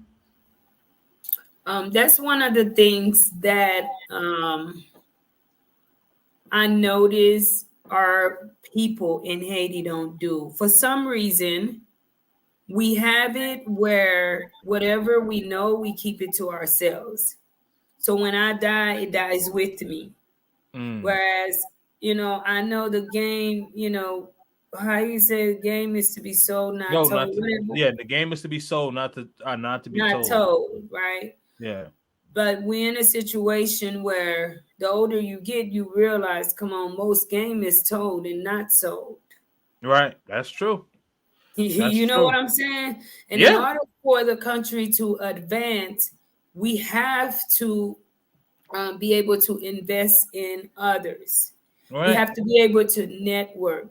But one Yes. of the biggest issues that we have on the ground is trust issues. We have it where nobody definitely trusts anybody in Haiti. So it prevents us, it keeps us, it removes the main focus. Hmm. And we forget that we're all in this as Haitians, and the whole focus is building up Haiti. When you go versus, let's say, Dominicans, Mm-hmm. I really liked how put together they are. They are nationalists, and they let you know that they take big pride in putting their heads together and building their country. And Mm-hmm. building their country, even though there is the poverty, we have that everywhere. You're gonna have the rich, the poor. You have some people you can give them whatever, they still stay in bed, you know. Right.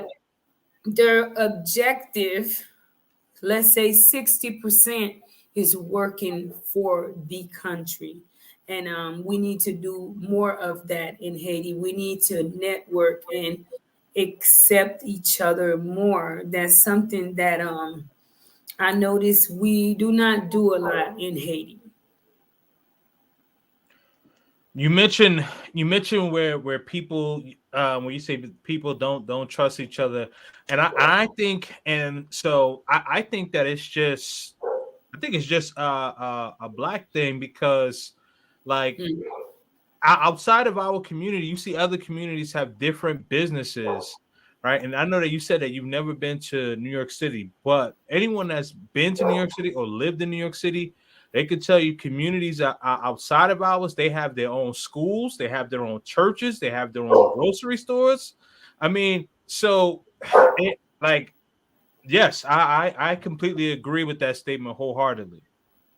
Do you account that you could say that is probably there's a long history behind that when you Oh look at, yeah, you know what absolutely, I mean? absolutely. And a lot of people don't want to hear it. It's a sensitive subject Mm-hmm. but it goes back to, I believe, slavery.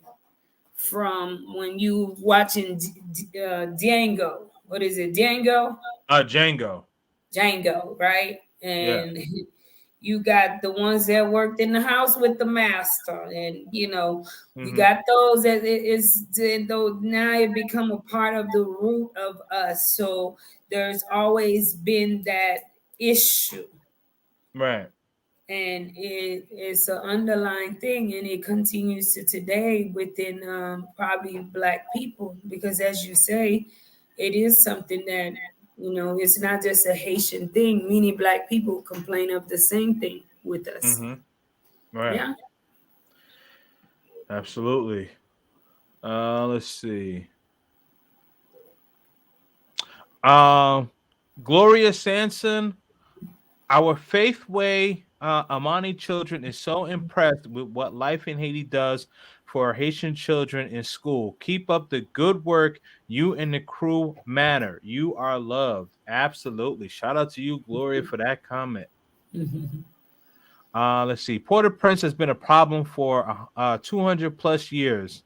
That DR and North Haiti gained independence back in the day. Well, I want to say, even from our independence, when you read a little bit about the history of Haiti, right after we gained independence, Hmm. they turned around and enslaved their own people, and they fought with each other. So it's been just madness, I want to say, from the beginning. Right. I mean, you mentioned the movie Django where you had people out in the field, people in the house. So there was that infighting, right? Because you had Jamie Foxx character and Samuel L. Jackson character going at each other. You know what I mean? So yeah, that infighting is true. Hmm. Absolutely. All right. So we are approaching the 2 hour mark, but I want to ask you what is life in Haiti with Marie currently got up her sleeve right now, and then what are her future plans? Some of my future plans is well, my future plan is to spread my wings more in Haiti. Okay. I've been restricted to really Port-au-Prince and have visited, different areas. But what I really want to do is spread my wings to different areas in our country, because now I have I'm getting a little bigger even around Haiti. So I get the phone calls from the everyday Haitian people, Mm-hmm. and which makes me proud, because obviously there is that level of trust that they feel they can pick up the phone and actually give me a call, even though Mm-hmm. I have to be careful. But certain people, it opened my eyes to the level of needs around our country. Right. There was some communities that got assisted more frequently when more and more missionaries and stuff like that came into the country. Well, we have a lot of people that are unable or are not willing to come back into Haiti, even to do good deeds, to do God's work. Because Mm-hmm. people are afraid. That's just reality. Mm-hmm. So, but he give his toughest assignments to his toughest soldiers. And for some reason, no matter what, I don't have a spirit of fear, because I live my life like this. This moment here, I'm giving my best. If I Right. die in this moment, he's done with me. So I'm not one that's like so afraid of death, or, I literally live where whatever happens for my soul to rest. So I want to spread my wings more all over Haiti, going to do different projects and going to meet different people in Haiti, people that are really, really in need and are forgotten. That's just what I do. I want to get their stories out there. And whether if it's two people who view it, whether if it's five, whether if it's a million, but I did my part. Right. And one of my most recent projects that I have coming up is we'll be heading out to Tigua area. in Tiguab area, they contacted me about, we recently did a project where we gave out 50 bags of rice, and they were watching that project, and since then I'm telling you, them people been on me. Okay, I don't think there is a day they don't call. It's just like they do not want us to forget about their needs. Mm-hmm. And at first, I had it, we were going to do it here, and I thought it was done, but then God didn't allow it to be that way. So I just presented to the audience, and slowly but surely, I'm just wanting to say that it is complete. It's going to be done, and you're gonna see me in the upcoming weeks heading out to Tiguab and going to work with that community, getting some different stories of everyday life. You know, it's good to show the beauty of Haiti, but Mm-hmm. for me, we can't just stay stuck on the beauty of Haiti, because Haiti belonged to Haitian people. And the Mm-hmm. average Haitian person have never really enjoyed Haiti because they've lived in poverty. So you cannot come to Haiti and shun the everyday Haitian people and think that you either better than them or you flying high, and going into the community and actually getting to know the people of that community. So I look forward to that. We have a program. Why I actually took a trip to Cap Haitian. One of my sisters, she has a dream and would like to see it come to fruition.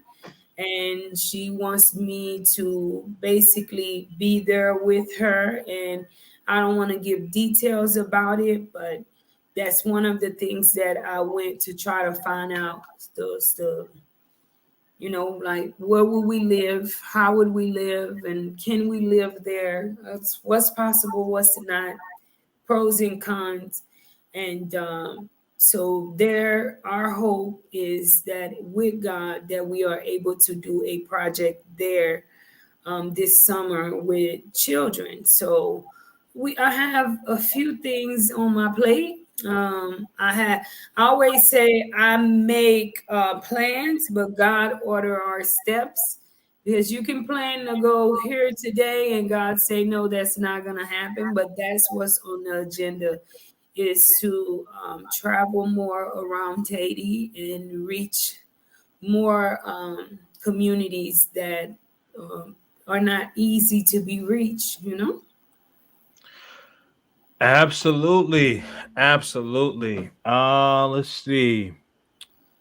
Man, I'm excited. I'm excited for that. I'm excited to see what's next for you. Oh, sorry, this is something that was already there. Uh Motivational movements says women deal with so much on this planet, especially the disadvantaged. Support women, promote staying on the right road, valuing oneself. A good job, even if it's not a lot, is better than running the streets. Okay. Put God first. He provides. That's what's All right. Shout out to Big Cap in the building. Says Kings and Dreams. Thank you. Salute, salute. Sag says Saint Mark has a door open for life in Haiti with Marie. You are welcome anytime. Okay. All right. so what's Um, yeah. So let the people know. Well, first of all, I just want to say I think that this was a great conversation. I learned a lot. I always try to learn stuff from you know, other content creators, but not only that, but someone who I've watched for a long time. I've respected your work. I've seen you in the trenches. I've seen you do your thing. When we talk about men and women stuff, I know we go back and forth, but it's entertaining though. it sure is. And some of you guys, especially the passport bros. I love you guys though. Much love, much love. Oh man, yes, It very, takes very. patience to deal with these guys. I guess God, Oh, I don't know, because I have a few of you guys on my like friends list. So I'm thinking like maybe I'm just a patient person. I don't know. 'Cause- I think you just well see okay I want to say the travel community, because the travel community is a little bit different for what society's trying to say, but when it comes to the term passport bro, but I know what you're saying, because I know I've seen you on Dre's channel, Russ channel, um Chapapa. I just don't like the stigma passport bros because I feel it puts an attachment and it is inclusive for black men. Mm-hmm. And in my opinion, men and women have been traveling for years. Oh, absolutely. But the minute that a black man started doing it, it became a clique. And Right. now, as we are watching the war right now with passport bros, so it for me, the break that black men is in need of and is looking for, you still end up encountering a different form of hate. Yep. So Absolutely. it's just the stigma that's attached to passport bros that I feel you are a traveler and Mm-hmm. that's just what you are. You don't Right. have to put yourself in this gang like passport bros, and because one does something wrong, then it bashes all, which people do that anyways, but Mm-hmm. don't click yourself. That's why like I'm here, I'm like here, I do my own little thing. I don't be trying to, you know what I'm saying? So Yeah. that's Absolutely. that's the Absolutely. only, Yep. Yeah. No, you're absolutely right. And I know that there's some there's some guys. I'm actually it's funny. I'm actually about to do another video in a few minutes after we wrap up, talking about that, like the passport bro, the click stuff. So wow. oh man. I know. But again, Tonight? yes, in about 15 minutes. Okay, man. Well, I'll enjoy be doing yourself. I'll be doing double headers. I'll be doing double headers. But you know what? But sometimes what'll happen is that, like, I'll be like, you know what? I'm gonna do a live on this day, and then I get caught up with work or other stuff. So I'm like, you know what?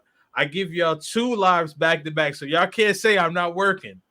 Yeah, but then let's say for you have to get to know your audience too. Because Mhm. like today is not my usual day live. So my peoples, they do not know I'm live. So people aren't looking. And then Yeah. on the analytics, it kind of shows you your peoples that follows you what time they're on. So Yep. you kind of have to study your analytics too Yep. and get to know your audience and don't overwhelm your audience too. Like I don't want to overwhelm my audience with my not so cool content. Because it's like I'm a person too. So some of my people's like, Marie, I got you, girl, but and I Mhm. understand, so the people have to work. We have to still be considerate, and I try to be considerate of my peoples. You know what I'm saying? So True. we don't overwhelm them all the time because watching Marie for 4 hours a day, that's a part-time job, Kings. And I don't pay. Well, see, I didn't say 4 times a day. No, I'm I'm saying saying four four hours. hours a day, Oh, right? yeah. That's Oh, what in, you got in to take one your day. Yeah. audience through. And when Yeah. you gotta consider them too watching, that is a part-time job. Well, that's true. That's true, and that's fair. But you know what? But they got other jobs too, because they be watching the check and effects and Andres and Taylor Maids. So So so if we I okay, know I see, know what's that's up. cool. But I'm gonna tell you something how I am. And recently somebody said, you always try to take care of everybody else, this and that. But for me, this is for me, right? Yep. I wouldn't want to hold a viewer 4 hours because if they like Kings and Dreams, I would want to give them some time to go to Kings and Dreams. That's true. That's true. You know what I mean? So sometimes one thing I've learned, my best videos are videos that get the message out quickest. Like we do lives, we can high side, do whatever, but when we get the message quickly to the point, it encourages people to even share more too, and it holds people's attention. Because when someone have to watch me to, for so long to get to the point, it kind of is overwhelming. Because even some of you guys I support, when I pull up and I'm like, Kings, 2 hours. I am not. I'm a content creator too. Like I don't even have Hey, time. but I don't have 2 hours a day for myself. You know what? But that's what clips are for. I be clipping them now. I at first for a while I wasn't clipping them, but now I clip them so people could be like, you know what? I'm not watching 2 hours, but I'll watch like a 5-10 minute video. Okay, cool. Yeah, because that's what I'm gonna do here. I'm about to work it out and clip it because we gotta be considerate too, man. We gotta consider absolutely. And I'm gonna clip this up because that's the reason why I had different segments. Mm-hmm. Yes. See, I was being fair to my audience. I wasn't like I just gotta watch me all day. Then y'all gotta deal with him for another 2 hours. Yeah, good luck. Cause I gotta go to bed, bro. I've been on Life in Haiti all day. I'm telling you, no more Marie. I'm done. All right, thank you. Big Cap said, shout out to all the passport bros that are doing things correctly. Shout out to you, Big Cap. Shout out to El Guapo and Zoom to Thailand. Oh yes, those are my bros too. So you know what I mean. So like you know what? It's like you darned if you do, you darned if you don't. Because I could go live and then El Guapo could be live, Russ could be live, and Russ done changed the whole game since he went to Thailand. Because now, like, I see him on at 9 a.m. sometimes, and I'm like, oh, okay. Russ is back in DR, though. He's been back. I know. I'm talking about when he was, though. Mm-hmm. Yeah. But again, I truly want to thank you for coming on here. I know that you've been on my channel before, but it's been a panel, but this is our first one-on-one. This won't be the last, and I appreciate you for having me on, and thank you for doing this dual thing. So for the people who will be watching this later, when they see this come on Marie's channel, subscribe to my channel, vice versa. Subscribe to Marie's channel. She has awesome content about Haiti.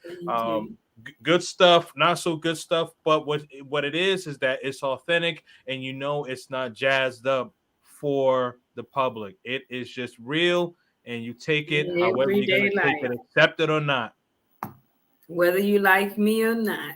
It's not personal. Definitely. So make sure that you all subscribe to Marie. All of her links will be in the description below. And also make sure that you check her out because she pops up on my channel from time to time and just pops in the chat. So I'm gonna tell you guys, I support a lot of you guys, right? Yep. Yeah. A lot of the times I won't say a thing. And I'm going to tell you something. It's people that don't say a thing that's your biggest support. Oh, I know. Also. Yep, that's true. Because the watch time is a big thing. Yep. So I may not be saying a word and you might have 100 people or you might have 3. And I am one of them. You don't know. Right. I'm just letting you do your thing, but you don't know it's me. Today I don't want to say a thing. That's true. But I give my support, especially to those that support me. That is very true. I'm the same way with I'm the same way though, because sometimes like I will be you know, I could be like in the middle of doing something, and I know like if I comment, and this is no slight to anybody, but if I comment, people gonna be like, "Yo, Kings, what up, what up, what up?" Then I'm gonna have to type to everybody, "What's up, what's up, what's up?" But you know, I'm in the middle of doing something, especially like when I'm like cooking dinner. So I'm cooking dinner, and I could be watching Marie. Shirley, you don't cook. Yes, Hold I up. do.